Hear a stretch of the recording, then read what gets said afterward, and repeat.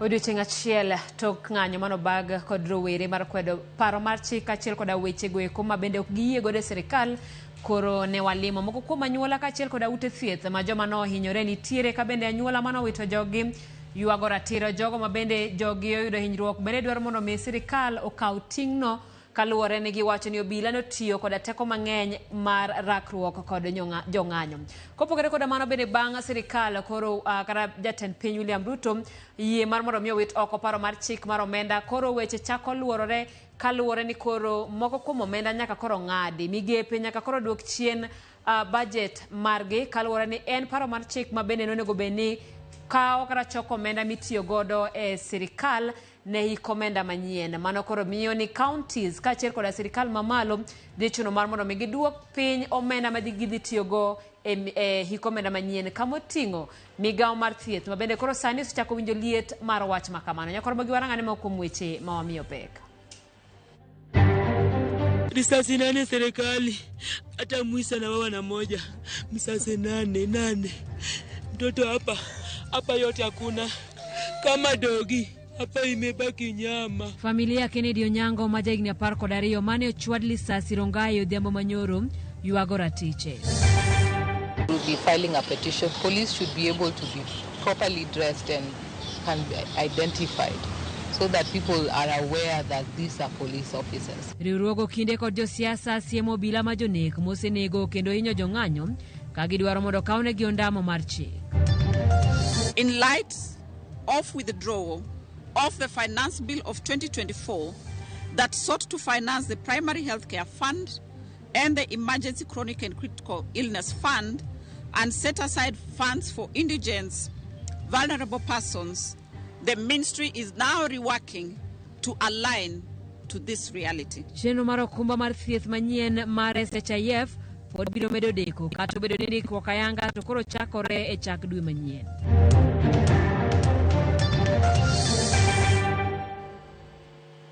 Machiegni koromogi kaka pile namba mar ote machuok en 3:6 kopogore koda mano wayudore mbui mag oganda achiel kachiel wayudore mbui mar Facebook Ramogi TV bende yudwa kanyo achiel kachiel mbui mar YouTube Ramogi TV wantiere X wantiere e Instagram. Nyinga Simfrozo Kinda jaloko marwa Wilson Ochuka. Kawachako eni ojende mapacho ka mosebedo ka bago ng'anyo mong'ere kod nying mar Gen Z koro golo chenro margi kuom thuolo man ndalo 7 mabiro kaluwore kod ojende go kata bedo ni gisebedo ka gibago ng'anyo mamuol sirikal osekedo kodgi marach kendo weyo oganda mathoth gi hinyruok ka moko to osewito nyaka ngimagi. Gimedo lero ni kata obedo ni sirikal osetemo duok chien jatend piny orem yie ni oganda mathoth nonegi ng'anyo kendo rem kawo ting' mar timbene ma giwacho ni emokelo thoego. Yor manyo ratiro ne jomo ohinyore kod mano wito ngimagi ma e kaka chenro mar Gen Z dhi chalo. Kaluwore koda mano nyakora mogi gigoro chenro mar ndalo 7 ma bende koro dhi chalo kama eri odiochieng' ma kawuono ma en tarik 28 ne gichano mar limo joma nohinyore e ng'anyo kod yuago joma nowito ngimagi mano odiochieng' ma kawuono chieng' tich abich. Kopogore koda mano odiochieng' ma kinya koromogi ma bende en chieng' tarik 29 Gen Z dhi goyo chapa pichni mag joma nonegi e ng'anyo kendo bawogi kamoro amora e boma ka giwacho ni mano biro konyo mondo mi kik oganda wigi wil kod jong'anyo ma bende ne onegi e kinde ng'anyo ma kamano. Tarik 30 mano chieng' Jumapil mar jumani rowerego wacho ni gidhi neno ni josiasa duto kamoting'o jatend piny William Ruto ok oyienegi mar loso e kanisa. Kotenore koda mano bende giwacho ni kanisa ka kanisa biro kawo thuolo mar dakika 5 mar chiwo luor ne jogo mosewito ngimagi e ng'anyo. Tarik 1 mano chieng' wuok tich gibiro goyo chapa piche mag obila ma wacho ni noneko jod bura kod apisas mag sirikal ma giwacho ni ndhogogi kendo pichni go bende kaka gisingo gibiro bawo kuonde duto e pacho kaeri. Nyakoromogi en chenro mar ariyo tarik 2 mano en chieng' tich 2 Gen Z yango ni mano en chieng' sikuku ka giwacho ni jo Kenya duto mani kodgi biro chokore a peini duto mapacho ka kendo bedo e lam. Mano kaluro koda chenro mar rowere. Kopogore koda mano bende juma manyien mano tarik 3 mano mar tarik 3 mar dwe mar 7 Gen Z wacho ni gibiro nono e kindgi joma gin obila, jod bura kod agents mag sirikal kendo ng'eyo kama gidake, kama giponde kod ka giduoko lipode. Giwacho ni nitiere jomoko e kindgi ma gin obila kaachiel kod agents mag sirikal ma kinde duto magiseketo chenro magi to kao lipot kendo duoko ne sirikal. Tarik 4 mar dwe mar 7 giwacho ni mano en sikuku machielo. Jo Kenya duto mani kod Gen Z kamoro achiel biro chokore kendo e apeyni mopogore opogore pacho ka kendo bede lam mar nyiso ni ogimor kod weche mopogore e sirikal masani. Nyakoromo gikopoge kod chenro no wadhi nyime kabanyuola mathoth pod manyo nyithindgi mosebedo kalal nyaka ne chak ng'anyo mag kwedo paro mar chik omenda e pacho kae. Sama riwruogo kinde osingo konyo joma ne obila ogo lisasi yudo ratichgi. Joyce Oduor miyowa mathoth. E od thieth maduong' ma Kenyatta National Hospital, waromo gi familia mar Alex Kanyi, rawera ma jahigni 20 mane olal e kinde ng'anyo mag kwedo paro mar chik omenda ma higani. Kaluwore kod min Alex, nyathine ne owuok od chieng' tich ariyo to ok ne oduogo ka nyaka sani pok ginene. Tujui yako wapi. Alitoka tu kwa nyumba vizuri. Hakusema kwenye ameenda, tuliambiwa na wengine ameenda maandamano. Hatujui sasa ako wapi.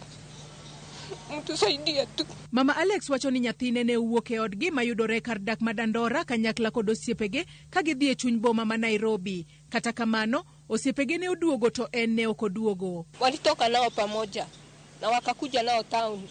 Na yeye walikuwa 5.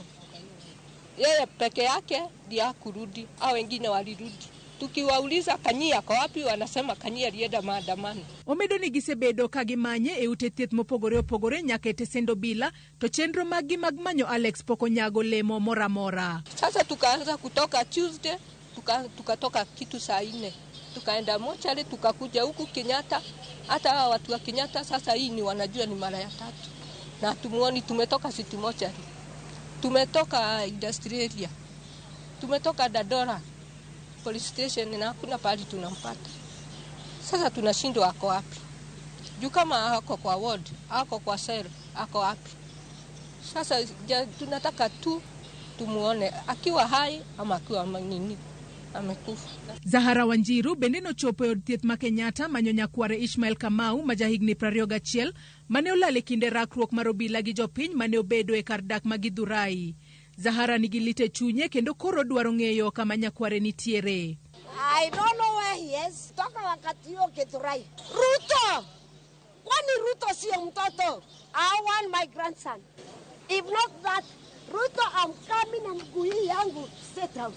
And I mean it. Riwruok mar okinde kotelnegi kod jatendgi Faith Odhiambo ma bende nochopo e od thieth maduong' mar Kenyatta neno jotuo manigi hinyruok mar lisasi osingo mar konyo jogo mane obila ochielo gi lisasi mondo giyud ratiro margi. We also saw the patients and we assured them of our support because some are quite injured, and as the president of the head of state confirmed that they'll be accounted for, we hope that would amount to compensation, that we won't need to go to court to ensure that these victims are compensated.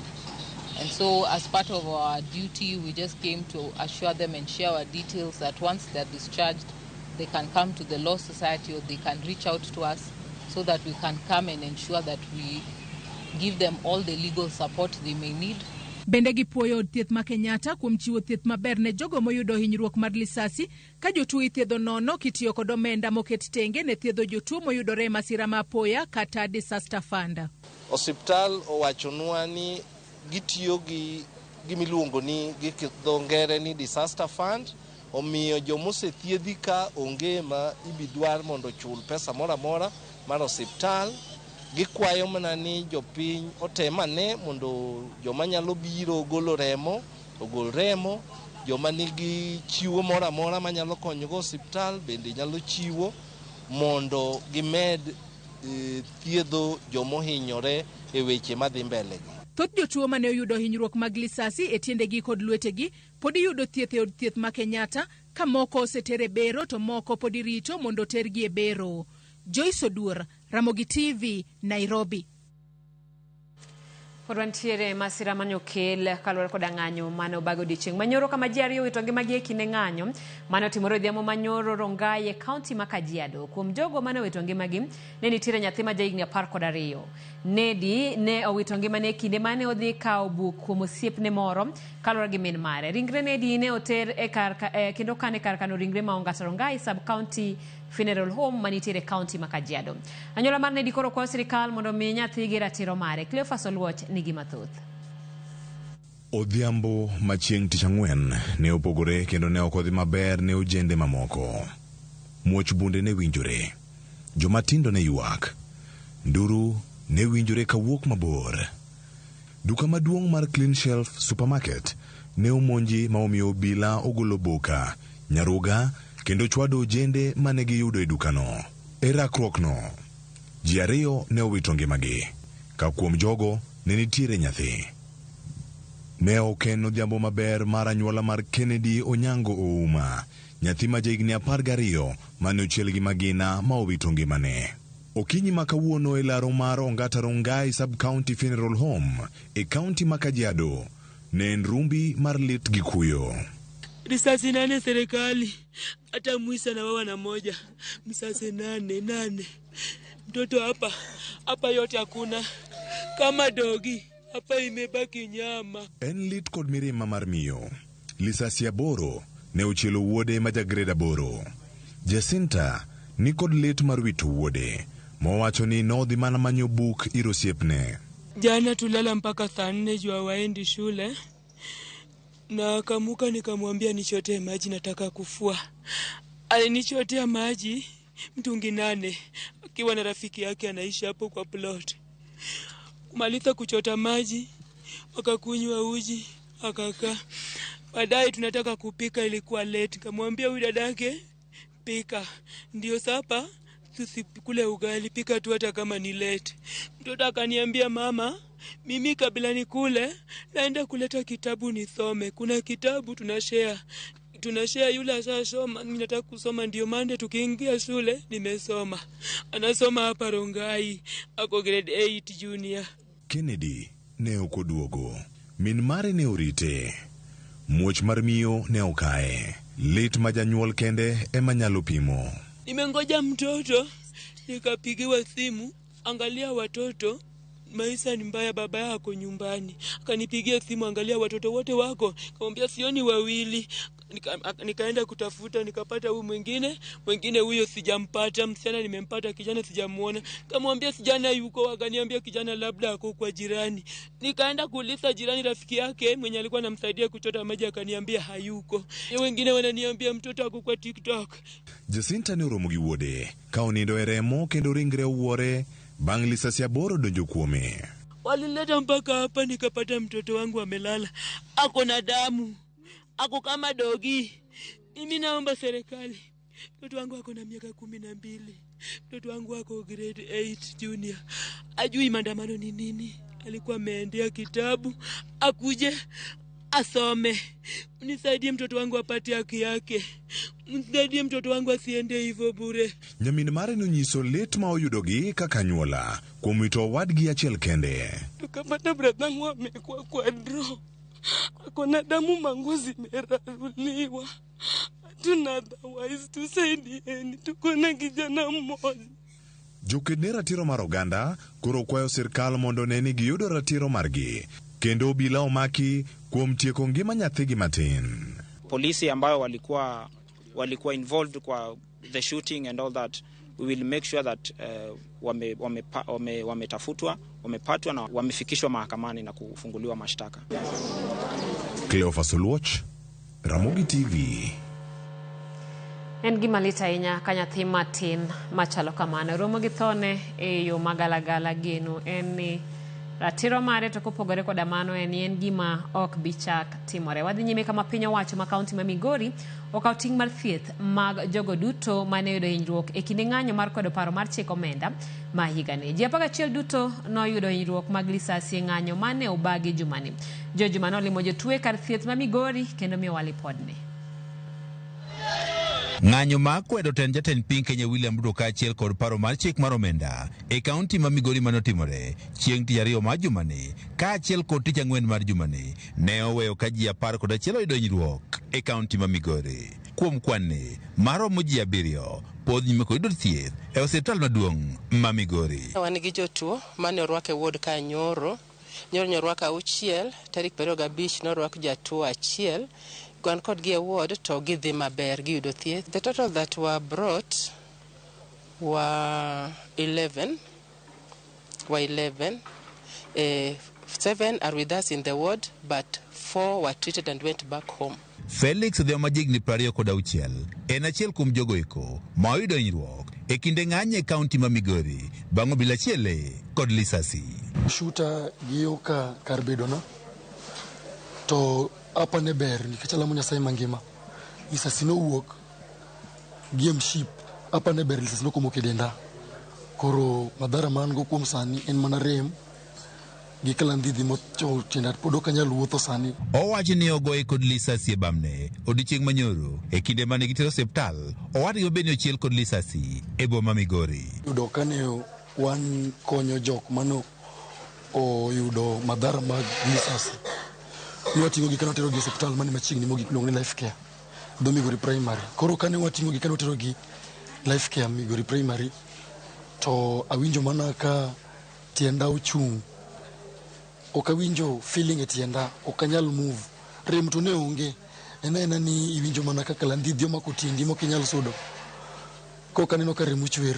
Odhiambo bende yandi otieko sombe e mbalariany higa achiel mokalo. Wach ni dwaro margi kaka ojende ma oting'o machuogo tijni rawere kaka ne piny owacho ne osingo nyaka sani koro pok ochopo. The aspirations mar Gen Z kata gimomiyo ne gi demonstrate ahinya maduong' moloyo weri gi finance bill. Nacho ni finance bill en mana trigger. Personally, we are seeing me, I'm a graduate and I have no job.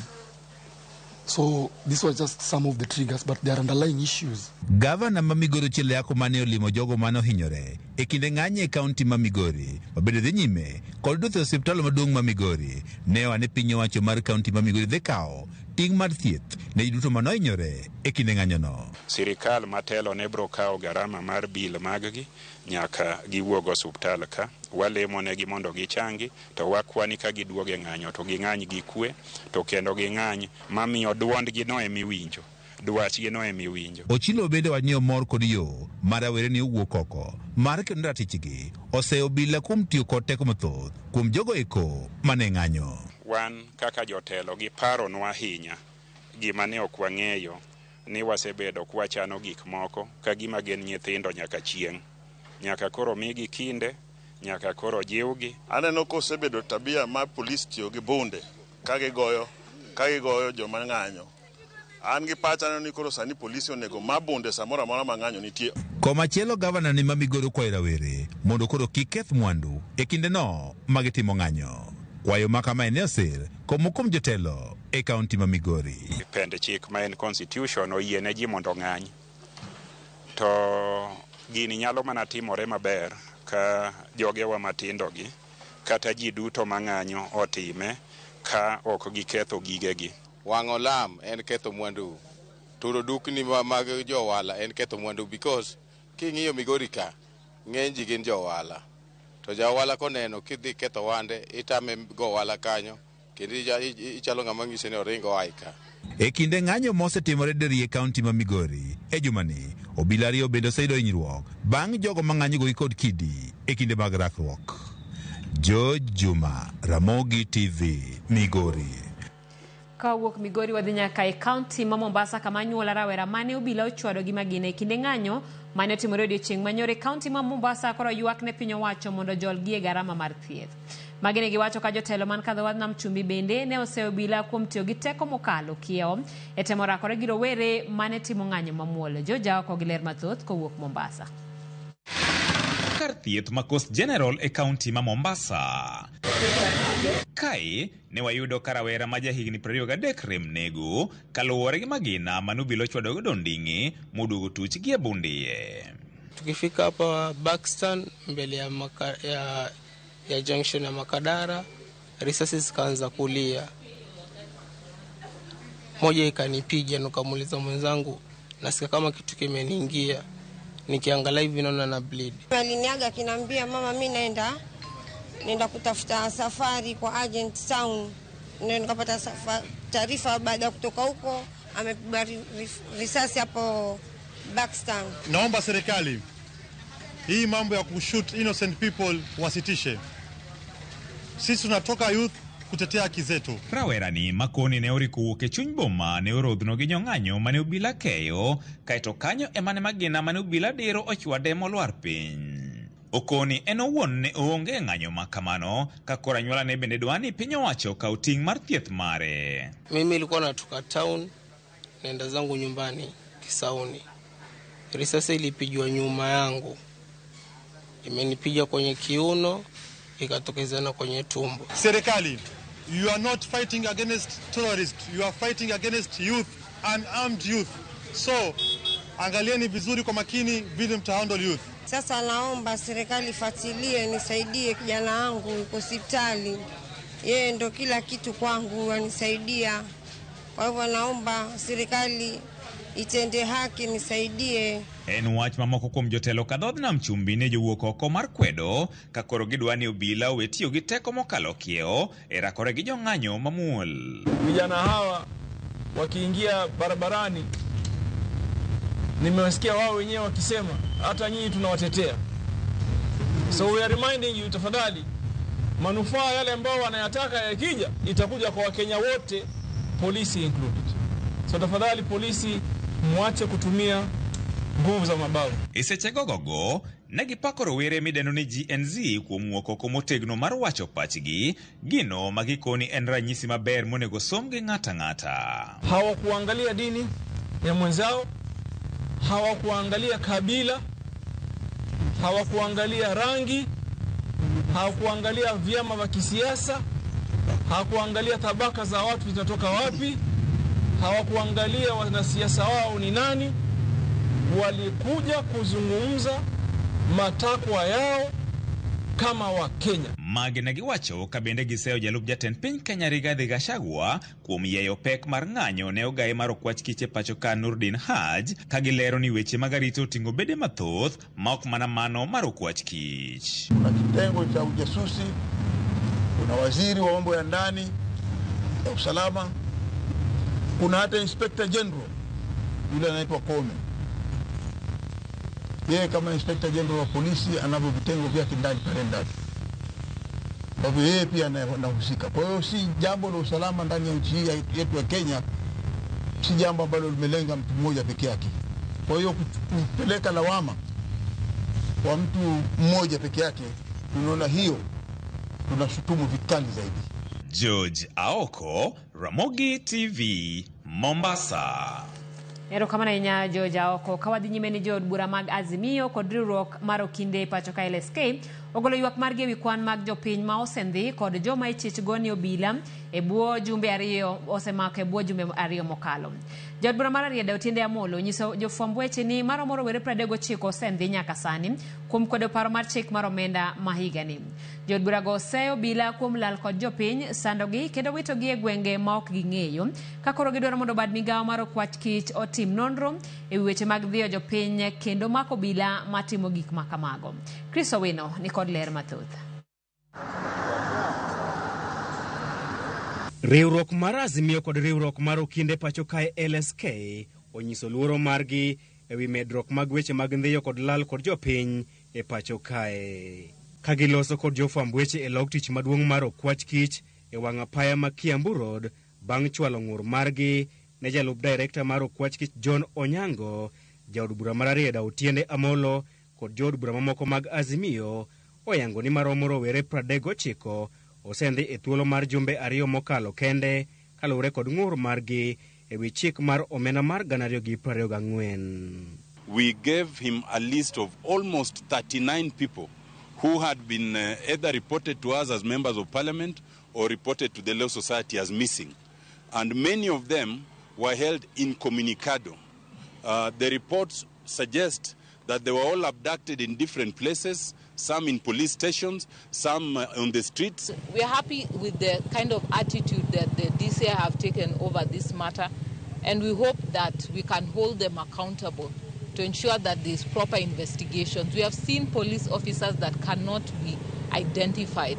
We have seen them looking like Al-Shabaab, covering their faces, covering their heads, covering their full bodies so they cannot be identified. Jo od bura go negi kibaji ni piny owacho mar Kenya Kwanza temo duoko piny Kenya e kinde telo maduong' bura mar KANU kama ne piny owacho tiyo kod obila e lal kod ji mane kwedo telo marach e kinde no. Will not take us back to the 90s I can draw experience because I know in the 90s, that was the habit that was taken of abducting politicians and activists, moving them from one station to another. This is the year 2024, and we will not accept it. The days of Idi Amin should not happen in Kenya. Idi Amin was once very powerful. He rose very fast, but he fell very fast as well. We cannot sit back and watch the same tactics being used to our innocent Kenyans. Jo od burago ose okang mar obila ndhiyo jopiny sando gi kaachiel kod witogi e gwenge magikia ka bende giseyo bad migawo mar okwach kich kuom ling' thi e wi weche mag ndhiyo jopiny. So we still hope that those who are missing will be found, and if anyone thought that by doing that they can scare us, they can pull us together into being cheerleaders, we are not going to do it. So we are left with the question, if the DCI does not know where these people are, who knows where these people are? Jakom LSK Faith Odhiambo kod jod bura mag Azimio kwayo jopiny ma olalo anyuola maggi mondo chwal ywak margi ne apise mag riwruoge mag LSK kaachiel gi tesende obila. We will continue to compile names and table them before the DCI to ensure everyone that has gone missing, we're able to try and ensure that they are found within this period that they have been protest. Tend okwach kich osingo matimo nonro e weche mag ndhiyo jopiny kendo chiwo ler e wi ji maromo 8 mapok oyud nyaka sani. Magi biro e kinde ma jakom riwruok mar jopuonjre mag chike Joshua Okayo ne oyud bang' jomoko ng'ere lal kode chieng' tich adek jumani kendo wite e kaunti ma Murang'a. Joshua Okayo nokwany tich adek to noyude e gwenge mag Murang'a e tie aora moro kobole kumokia. Okayo wadak go Rongai to mane kuma nokawe. Ka sirikal luwo chik tikawi iteri e polis, ka polis mani machiegni kodi okawi ti iteri kuma kata in iwuon kia. To mane gima notimore. To wan kaka body mar students wadwa kwedo wasaina no to kwadwar kabisa. Wasebedo gi chandruok maonge nindo, wasewuotho koni gi koni, wasedhiyo stende mag polise kwa manyo Joshua. To kalure gi kaka nyok ondhiye onge ng'ata moseng'isowa gimoro amora. Chris Owino, Ramogi TV. Jatend kweth manok e od bura Opiyo Wandayi onyiso joma ng'anyo mondo were kod ketho mwandu ahinya gwenge ma Kaluo kowacho ni ketho mwandu biro riembo joket mwandu. Wandayi kamano bende okwayo jatend piny mondo kas puodho lipot mar NADCO kapok ochak twak kod Gen Zs kowacho ni lipodno nigi duoko ne weche ma jong'anyo dwaro. Koloso Kisumu, Wandayi bende osiemo jalup jatend piny Rigathi Gachagua e wi donjore tij jatend NIS Nudin Haji. Those organizers especially those from the civil society, please, if you organize demonstrations, be sure that you have the capacity to guide the demonstrators and to work closely with the police to prevent infiltration of such demonstrations by wrong elements. Because we want our cities, our towns in this region to attract businesses, to attract investments, and therefore, even as people go about exercising their democratic right under the constitution of demonstrations, we would want very minimal damage, if any, to our infrastructure and business premises. Let us see, beginning Monday next week, a commitment by the government side to have the implementation of the NADCO report fast-tracked before you can embark on any other dialogue, really. Because it's basically logical that you conclude one aspect of dialogue before you embark on another one. Yakaramogi deka praroga bolo tok sa achiel wako yo mokwongo chenro en marang'ich welano ka bende ote omolo kaeri. Ramogi neno malere Migori wakwayo mana kwe kende okiwacho nyingi kanyo an lawi wuoda dore an renya an Ramogi TV yo makare kan kod jodalana to aworo serikal mar jatend piny makawuono amor kod Ramogi TV kendo weche manyien winjore maler ma Elisha Mito mar Milenye Kabwoch Mosna Wilson Ochuka erokamano Mosno ochopo kare kanyo an Matino Chieng Lago kawuok Rueya. Aneno Ramogi TV makare, polis tinde nego ji kaka gweno, wadhi dak kanye. Ramogi TV ng'ato wacho kanyo ni onge duol, wacho ni duol okwinjre makare. Wabiro wuoyo kod jolony magwa kendo temo loso punono ni wan ema wan gi ng'ikruok. Kao kamano nyalo temo rango kori kanyo kiwacho ni neno wa kain kanye. Kao kamano waringo wadhi duka matin wadogi weche mathoth kik idhi mabor.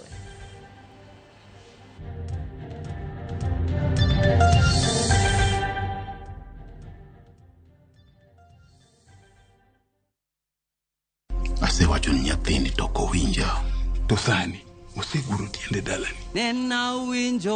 In a world where faith, fear,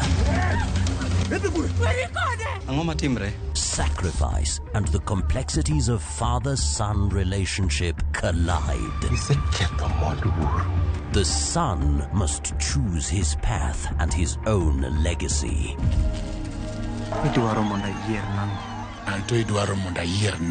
Watch this emotional and riveting story of Dennis in Where the River Divides. Watch the best content on the go only on Viusasa.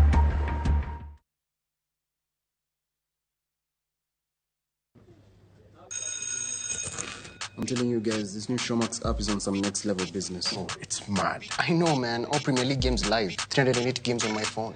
Good quality. Outstanding. And you can even adjust your data settings. Let's say you're somewhere where the network isn't so good or you're using data bundles. Bro, you can pause, rewind, and press play. So, bro, if you missed a game at the beginning, you can still watch it from the start as long as you tune into that game before it ends. 500 bob a month. How many beers are those? It depends with what you're drinking.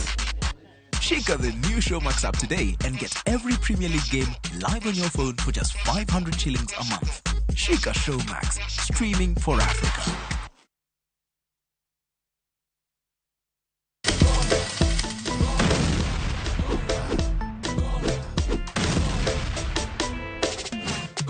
Gonga ushinde chapa in seconds. Ni simple. Ingia gongagonga.com, register, deposit, wekelea stake yako na ugonge mamili. Game sasa iko in your hands. Cheza na pesi yako. Cash out winnings at your own time. Gonga ushinde sasa. Hairuhusiwi kwa walio chini ya miaka 18. Imesajiliwa na BCLB number 359. Gonga.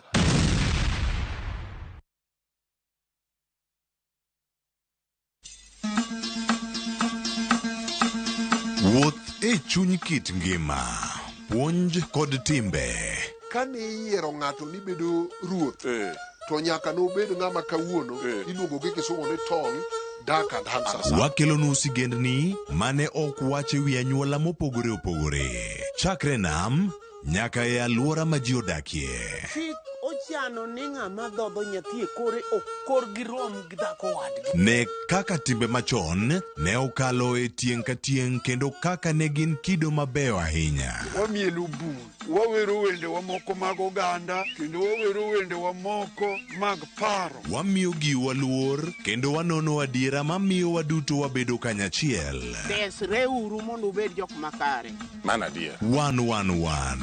Ngeso ka ngeso, saa 1:45 otieno.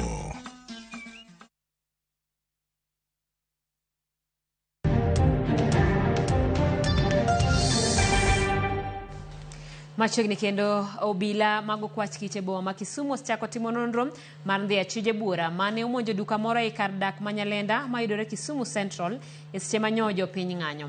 Duka no miluongo ni Yapmat Supermarket ne otur kendo achije go mane thothgi gin ojende ne okwalo gas mag tedo ma kwan gi poko yangi.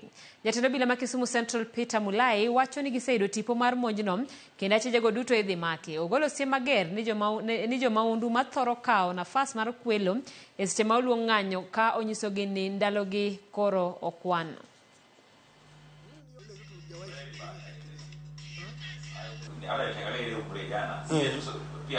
Kamera zetu zimeweza kuchukua na tutaadapt hizo cameras.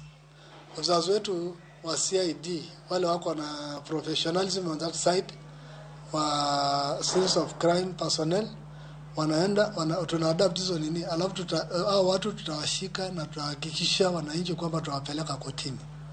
Kwa hivyo kama ni mzuri pia niwaambie wazazi, mtoto wako kabla hajaenda maandamano ongea na yeye. Kwa ajili hii kitu haitakuwa tu vile unafikiria.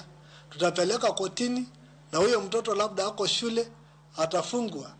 Na wale ambao wameenda na hizo gas, afadhali urudishe. Kalora kod ng'anyo mosebedi pacho ka mar kwedo paro mar chik mar omenda, rowere nowuok oko kendo bila ne orakore kodgi gino manokelo thoe, hinyruok mar lisasi kachiel kod meko mag jong'anyo. Tok rakruok mapek ma obila notimo ne jong'anyo tich ariyo jumani, jatend piny William Ruto nogo bade piny kendo wito oko parono mar chik. Kata kamano, riwruok makedo ne ratich oganda Kenya Human Rights Commission kod Police Reforms Working Group Kenya dwaro mondo jatend piny okaw ondamo kaluwore kod ngima molal e lwet obila. Tok jumbe ariyo mag ng'anyo kendo rowere mag Gen Z donje od bura mamalo tich ariyo jumani bang' jod bura puodho kadho paro mar chik mar omenda ma higani, jatend piny William Ruto nogoyo bade piny kendo koro yie wito oko parono mar chik. I concede, and therefore I will not sign the 2024 finance bill. Mae noweyo jomoko kaparo ni koro ng'anyo mosebedo kitimo kod rowerego orumo. Ne ok kamano, tich ang'wen rowerego nodok e ndara kata bed ni kwan gi to nodok chien kopim kod tich ariyo. E oboke magigolo manyien, rowerego ogolo dwaro 14 magidwaro mondo jatend piny William Ruto otim. Gidwaro mondo piny owacho kod jatend piny olu chike duto mag doho kendo wit oko lemo duto mag jolup jotend migepe, ogol apise mag mikai mokwongo, mikai mar ariyo kod apis jaod jotend migepe ka omenda mag apisegi idwaro mondo tigodo e ndiko jopuonj kod lakteche. Gidwaro ogol osuru mar udi mijuogo jo Kenya kendo gigol nonro ewi kaka omenda go osetiyo ka bende odwok ne jopiny pesagi.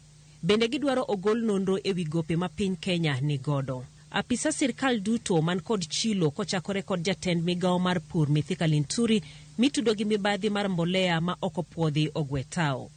Kamano bende gidwaro odwok okumba mar mine mapek mar Linda Mama kendo wit oko okumba manyena mano mar SHIF. Nibiri wacho ni subsidize gine manyiwa. To manyiwa nyocha ineno ka Linturi odwa de dala kokwalo pesa mang'eny mek manyiwa wa to miyo wachieth gweni mane manyiwa mobiro.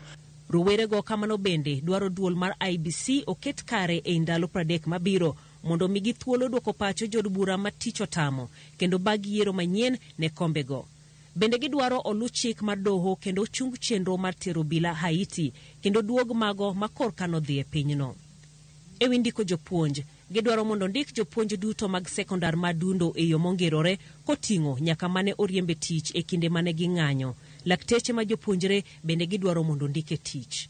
Osara mar jod bura gidwaro odwok nyaka siling 200,000 ka giwacho ni jaod bura ok nyal chamo osara moloyo laktar e piny madhach kod uchumi mare. Kamano bende gidwaro ogol apis jaod bura ma county kata women rep kendo tigyo sachgi e medo sach jotije sirikal. Chenro mar pidho jopuonj e skul bende gidwaro odwoki kendo med pok omenda ne sekta mar somo kod thieth. Apisa duto mag piny owacho bende gidwaro owuoth mana gi chenro mag wuoth mag piny owacho kaka gachokolo, ndege kod geche mamoko, mano mar kedo gi mibadhi. Mogik, gidwaro ni jatend piny William Ruto owe mako mafuanda bede sirkal kaka doho kod od bura ka gidwaro ogwe tao kuom uso piny Kenya ne pinje wagunda kanyakla kod ne duol machiwo hola e piny mangima mano IMF. Okamor kata matin ka ja Kisumu, to kamor kata matin ka youth. Ruto cannot play with our brothers. As he withdraws, what about the families who have lost their young ones? Omiyo wanjo Kenya wabet kendo wang'wa wayao mondo mi wang'iyane niya owuoya mamit kaka pile koso en gima owacho to dhi timo. Nyakoro gimana en report kotenore kod dwaro ma bende Gen Z koro keto ne sirikal to ka jatend piny noseyie mar wito oko paro mar chik mar omenda ma higani. Kopogore koda mano ne okumba mar thieth mar NHIF koro pod biro medo dhi nyime kuom thuolo buora tok chenro manyien mar thieth e bwo duol mar Social Health Authority mano nego chak tich dwe manyien yudo ng'ikruok machielo tok sirikal yie wito oko paro mar chik mar omenda ma higani. Kaluwore kod migawo mar thieth, bath omenda ma sirikal onego ti godo e chudo mag thieth mochuno, chudo mag thieth ne tuoche matama kod konyo chudo ne jo-Kenya mang'aw ong'ad oko tok jatend piny William Ruto yiere gi jopiny kendo wito oko paro mar chik mar omenda ma higani. Chenro manyien mar thieth e bwo duol mar Social Health Authority koro pod biro medo deko tok migawo mar thieth yudo ng'ikruok machielo. Mana jumbe ariyo tok komiti matayo chenro no ywak ni masinde mag dikruok ni kod achiedh nade kendo biro leo chakruok mar chenro manyien mar thieth. Kaluwore kod migawo mar thieth, SHA onego chak tich ayanga e dwe manyien mar 7. Kata kamano, mano koro ok bi timre tok sirikal wito oko paro mar chik mar omenda mano onego ikony e chiwo bath omenda ne chenro ni mar thieth. In light of withdrawal of the Finance Bill of 2024 that sought to finance the Primary Healthcare Fund and the Emergency Chronic and Critical Illness Fund and set aside funds for indigents, vulnerable persons, the ministry is now reworking to align to this reality. Ma nyiso ni koro jo-Kenya biro medo dhi nyime gi chudo kod yudo thieth e bwo okumba machon mar thieth mar NHIF nyaka chieng' sirikal ikre mar chako ayanga SHIF. I want to give assurance to all Kenyans, and in particular, those who have been enjoying healthcare services under the National Health Insurance Fund, that they will not be denied any services during this rollout phase.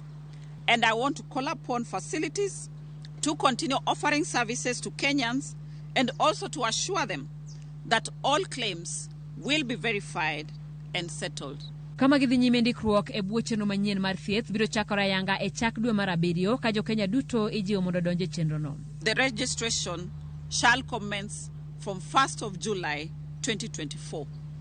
This will be conducted countrywide through self-registration by use of USSD code *147# or www.sha.go.ke.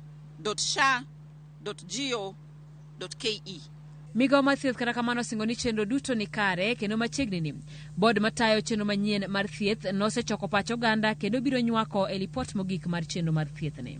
We have through a consultative process developed and recently advertised the tariffs and benefit package for public participation and stakeholder input. Feedback has been incorporated ahead of a nationwide validation and formal gazettement before the rollout. Deko mar chakruok ayanga mar chenro manyien mar thieth koro nyuolo paro mopogore ahinya kaluwore ni chenro duto mag NHIF nosedar kendo tere bwo chenro manyien mar thieth ni ka orak duto mag tich e bwo NHIF bende nonego rum ayanga giko dwe ni.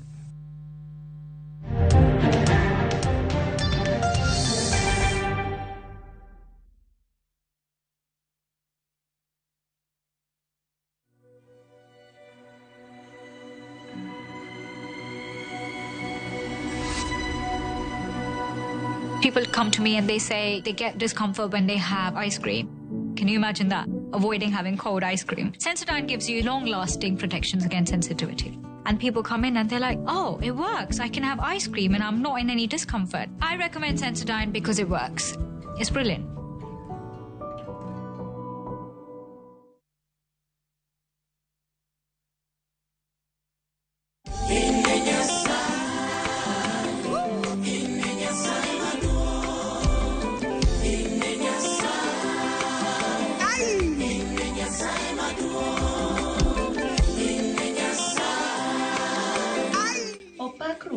Ma en jawer Lilian Jairo. Kaponi chunyi de gomo libed kod wenda mar ire Nyasaye kaka skiza chiwo mari, takwayi mondo dial *112*784#.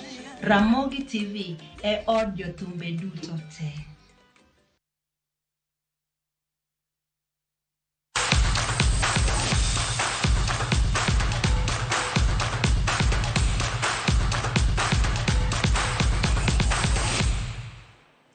Machiegni pap kama ikruok ne tuke mag Olympics kanyaka sani tim no osebedo katimo rako margi motelo ne tuke gi mibiro bagi dwe manyien e boma ma Paris piny mar France. Kano wuoyo gi Ramogi TV e kinde mane tim Kenya yudo sir kowuok kuom kambi geche mar Sifao, kapten mar Kenya Tony Omondi nolero ni geno margi en mar tieko e thuolo mar adek mokwongo kata mar adek kata mokwongo e tuke go.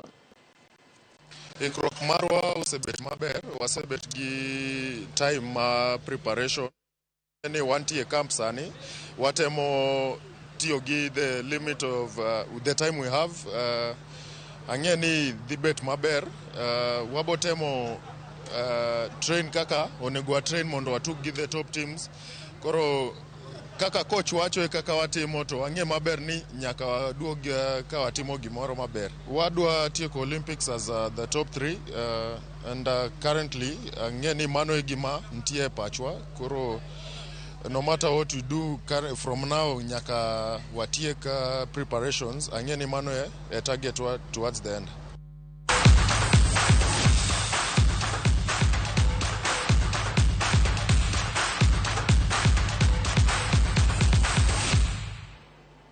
Nyakoro mongi wado ni mondo mi watieke gi kanya. So mana ote ariyo kata adek kende. Aneno Anokoth kanitiera kwa Ramogi TV neno maler kae. Rokamano Pastor Eric Wajijo mar New Life and Salvation Ministry Nairobi. Obila wetio giteko mathoth to gin ema tax bende dhi nyogi. Anongadi Morris Ramogi TV neno maler an Migori God Jope Ward jaten piny dwa wuoyo karang'o yawa an okaneno kata kawinjo wach mindiko kanyo mogik. Kamano en saa 1:45 chenro mar ang'ich welo rumo gi kanyo.